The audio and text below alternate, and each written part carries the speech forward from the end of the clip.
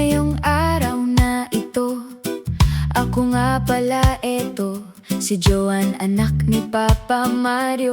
May munting mensahe akong alay para sa inyo, kina Uncle Arnel, Uncle Boy at Uncle Ike, Uncle Tiong, Uncle Danny, Uncle Wayne at Uncle Fernan naming mahal.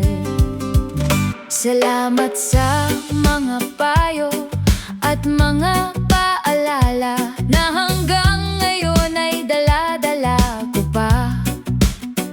Minsan kayo'y mahigpit at hindi ko naunawaan, pero ngayon alam ko, pagmamahal ang dahilan. Salamat sa bawat gabay na inyong ibinigay, sa mga aral na habang buhay kong taglay. Wala kayong ibang hangad kundi aming kabutihan para sa mga anak at pamangkin na inyong minamahal.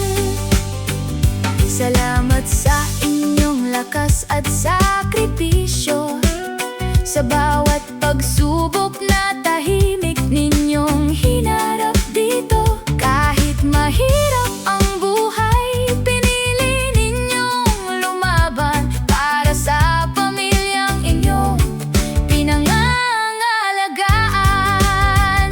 Hindi man kayo perpekto tulad ng iba, pero sapat ang pagmamahal na inyong nadarama. Sa bawat pangaral at bawat pagsaway, nandoon ang hangaring kami maitama sa buhay. At para rin sa lahat ng ama sa buong mundo na araw-araw nagsisikap para sa pamilya ninyo, kayo